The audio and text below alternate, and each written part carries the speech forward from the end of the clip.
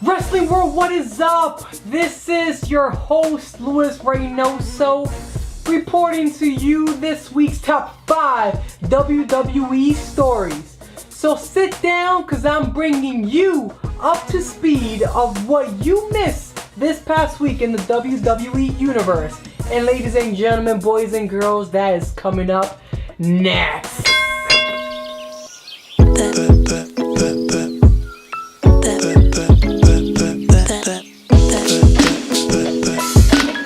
Our top stories in this week's top 5 WWE Weekly Story is none other than the Beast, Brock Lesnar. He responded back. He attacked verbally of what the UFC star Conor McGregor had to say about him. Earlier this month, Conor said that WWE wrestlers are messed up pussies.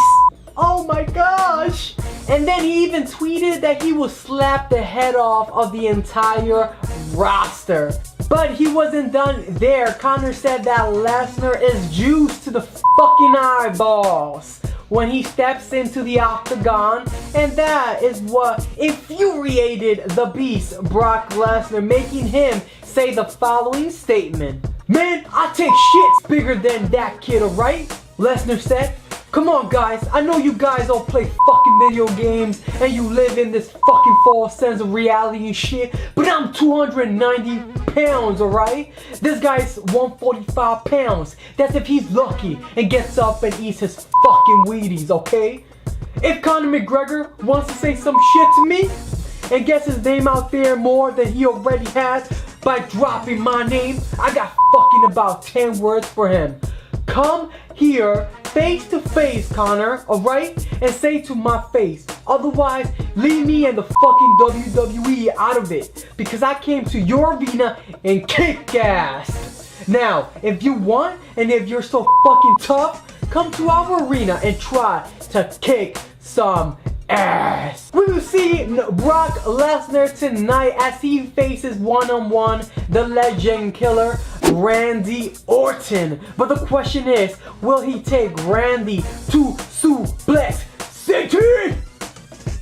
In other news, Brock Lesnar is showing some interest in returning to the Octagon once the time is right and once everything calms down.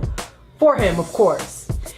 At a TMZ Sports interview, he said the following to his potential return to the Octagon. "I got a few challenges to overcome before I can get there, but I don't know. For right now, I'm going to focus on my WWE career. I wanted to step back into the Octagon and avenge my loss to diverticulitis.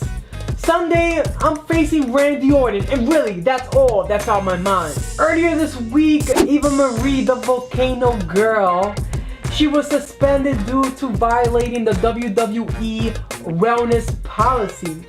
Her husband, Jonathan Coyle, was not too happy to find out that his wife, Eva, was suspended. So this is what he had to say on his Twitter.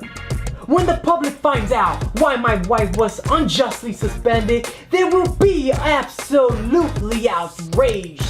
Official statements and facts coming soon." Of course, he subsequently took the tweet down, which was a smart move by him. He does not want to jeopardize Eva's career. But anyways, Eva was tested positive for Adderall, which is the same drug that Roman Reigns was tested positive and none other than Adam Rose back in April. The drug acts as a stimulant, thus causing mask and fatigue and pain, and increases concentration and alertness. However, Eva dealt with the consequences pretty calmly. She accepted what she did was wrong, and this is what she had to say to Pro Wrestling Sheet. "I am disappointed that this suspension has occurred, yet understand and respect that WWE upholds their wellness policy to the letter and won't compromise on its integrity. I violated policy by not turning in portions of required paperwork in the time frame WWE medical deemed timely. I look forward to my return Thank you for your support. Eva Marie will be missing tonight's pay-per-view SummerSlam that will be at the Barclays Center in Brooklyn, New York. And she will also be missing Backlash. Our next story in this amazing episode is none other than the Lovebirds, the one and only, the Romeo and the Juliet, the peanut butter and the jelly.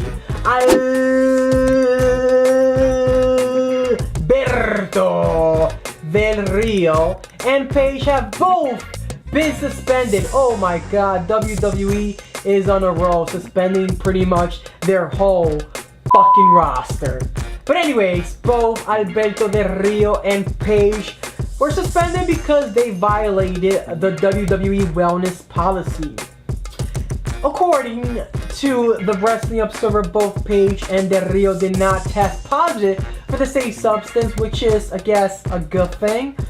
But anyways, this information will be disclosed on a later date, so I'm just speculating and reporting you non-facts, kind of facts. Do your research, Lewis!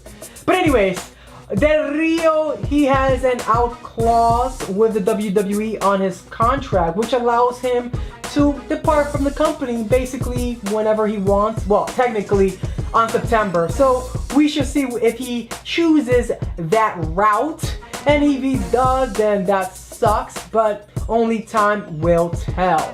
The last story for this week's WWE Top 5 Weekly WWE Stories is earlier this week, SmackDown Live had an interesting promo teasing the return of none other than the former WWE Tag Team Champion Curt Hawkins, who was released back in 2014 due to some roster cuts. But anyways, he is returning soon. His promo was pretty interesting because it had quite some odd facts, such as Curt Hawkins has counted twice to infinity. Not once, but twice. The second fact was Curt Hawkins can slam a revolving door. Interesting. But this is my favorite. Curt Hawkins doesn't flush the toilet. He scares the crap out of it. Ha! Ha! But anyways, ladies and gentlemen, boys and girls, babies and animals, and whoever is watching this episode on my week 6, this is a wrap.